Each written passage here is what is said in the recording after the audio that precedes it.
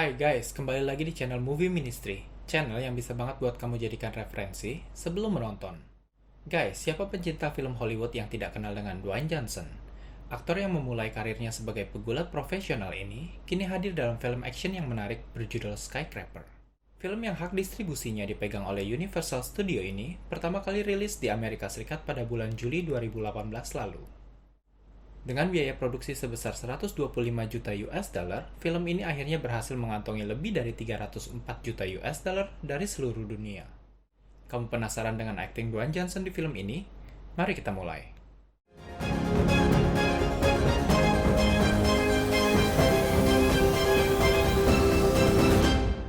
Berbicara mengenai ambisi manusia akan gedung-gedung pencakar langit, mungkin banyak orang yang akan langsung terlintas Hong Kong dalam pikirannya. Dari sekian banyak manusia yang berambisi itu, kita akan diperkenalkan dengan Xiao Longji, seorang Taipan China ternama yang membangun sebuah gedung pencakar langit termegah yang diberi nama The Pearl. Dengan mengambil lokasi di Teluk Hong Kong, The Pearl akan menjadi gedung pencakar langit tertinggi di dunia dengan ketinggian 1060 meter dan memiliki 225 lantai.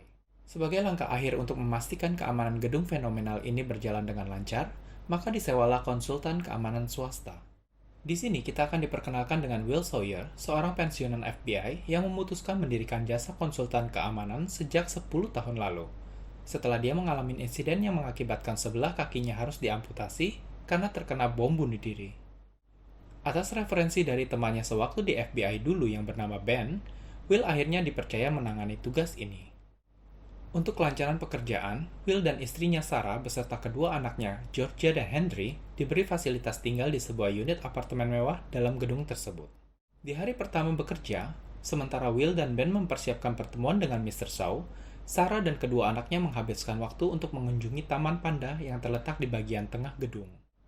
Dalam pertemuan itu, Mr. Zhao memperkenalkan kepala keamanan pribadinya dan juga seorang perwakilan pihak asuransi gedung. Di sini, Mr. Zhao memberikan sebuah tablet kepada Will untuk dapat mengakses sistem kebakaran dan keamanan gedung guna mempermudah pekerjaan Will dalam memeriksa. Ternyata, di sini kita mengetahui bahwa Ben mempunyai niat tersembunyi.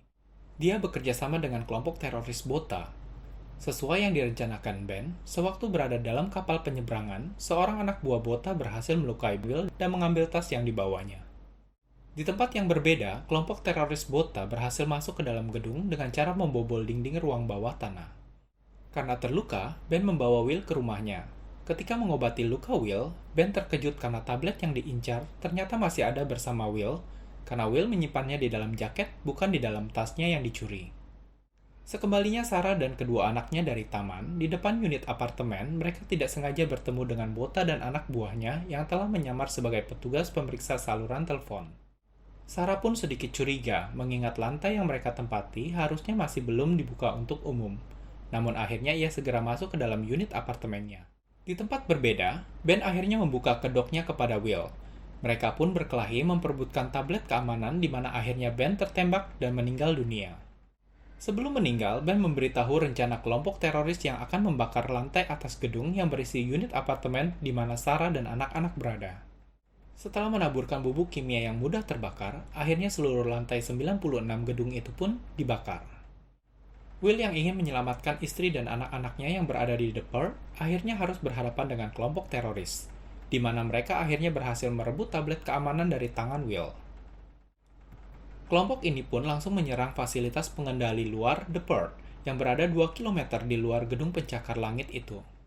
Sarah yang berada di lantai 98 berusaha diselamatkan oleh anak buah Mr. Zhao. Tetapi, rupanya teroris telah mematikan sistem penyelamatan dari gedung, sehingga api yang tadinya hanya di lantai 96 kini menjalar ke lantai di atasnya dengan seketika. Seluruh sistem pemadam api dari lantai 96 ke atas telah dimatikan. Bahkan, Mr. Zhao sendiri pun terjebak di lantai atas tanpa bisa berbuat apapun. Ia akhirnya menerima saran anak buahnya untuk pergi menggunakan helikopter secepatnya dari gedung itu. Will yang melihat beberapa lantai di tengah gedung telah terbakar, akhirnya berusaha naik ke lantai di atas gedung yang terbakar guna menyelamatkan keluarganya. Dia menggunakan kren konstruksi dari gedung di sebelahnya yang tengah dibangun. Setelah sampai di puncak, ia mengarahkan ujung kren ke gedung The Pearl dan mengayunkan hooknya sehingga kren tersambung ke atas lantai yang terbakar. Namun hooknya tidak bertahan lama dan akhirnya lepas kembali. Karena merasa terdesak dengan kejaran polisi di belakangnya yang memintanya untuk turun dan merasa jaraknya terjangkau, maka Will pun segera melompat ke gedung sebelah. Beruntung ia dapat selamat dan berhasil masuk walau dengan bertaruh nyawa. Sementara, Sarah dan kedua anaknya berlari ke arah taman yang dikunjungi tadi siang. Di sini mereka semua terus berlari menyelamatkan diri dari kobaran api yang sudah membakar sebagian taman. Di lantai paling atas, Mr. Zhou sudah bersiap untuk pergi. Namun ia curiga karena pilot helikopter itu bukanlah anak buahnya. Tiba-tiba petugas asuransi yang bersamanya mengambil senjata dan mulai menembak. Dari sebuah pintu juga muncul Bota dan anak buahnya menembaki mereka. Ternyata petugas asuransi itu adalah salah satu anak buah Bota. Akhirnya semua anak buah termasuk kepala keamanan pribadi Mr. Zhou tertembak mati, hanya menyisakan Mr. Zhou seorang diri. Sebelum tewas, kepala keamanan berhasil menembak anak buah Bota yang berada di dalam helikopter. Akibatnya, helikopter tidak terkendali dan bertabrakan dengan dinding sehingga menimbulkan ledakan. Momen ini dimanfaatkan Mr. Zhou untuk segera kabur dan menghindar dari tembakan Bota yang terus mengikutinya. Mr. Zhou berhasil bersembunyi di ruang pribadinya yang kode aksesnya tidak dimiliki siapapun kecuali dirinya sendiri. Dari luar, Bota memerintah anak buahnya untuk mencari Sarah dan anak-anak. Hal ini tentu akan memancing Will supaya datang menyelamatkan keluarganya dan membantu Bota membuka ruangan Mr. Zhou. Di taman yang sudah hampir terbakar semua, Sarah berhasil ditemukan oleh petugas asuransi yang jahat. Setelah berhasil menyuruh anak-anaknya untuk lari dan bersembunyi, Sarah pun kembali melawan petugas asuransi tersebut. Di sini tiba-tiba Will datang dari belakang, serta berhasil mendorong petugas itu hingga jatuh ke dalam kobaran api dan tewas. Ketika sedang bersembunyi, Henry dan Georgia terpisah karena sebuah pohon yang terbakar tumbang di depan mereka. Georgia berlari ke tempat aman di atas air terjun, dan Will berhasil menyelamatkan Henry. Di sini, Will mendapat ide. Ia meminta Sarah dan Henry turun terlebih dahulu dengan lift elektromagnetik yang akan membawa mereka langsung ke lantai bawah setelah dipotong kabelnya. Sesuai dengan instruksi Will, setelah melewati lantai yang terbakar, Sarah diminta menarik tuas rem darurat sehingga lift akan berhenti dengan aman. Lalu mereka pun selamat. Georgia yang tengah bersembunyi akhirnya ditemukan oleh dua orang anak buah Bota.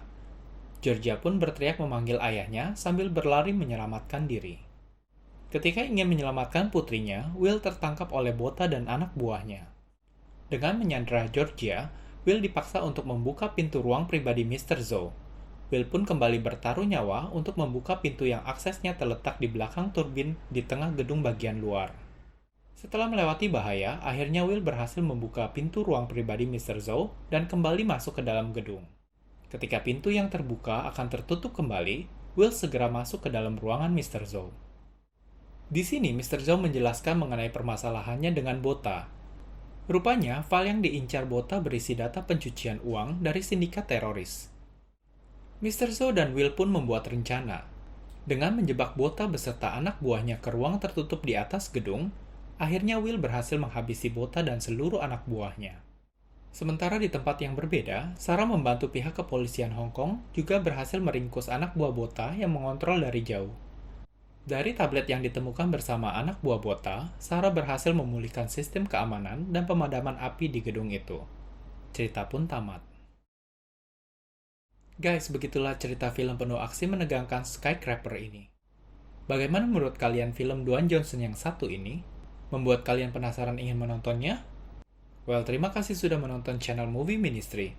Bila kalian suka channel ini, jangan lupa untuk like, subscribe, dan share ke teman-teman kalian ya. Sampai jumpa!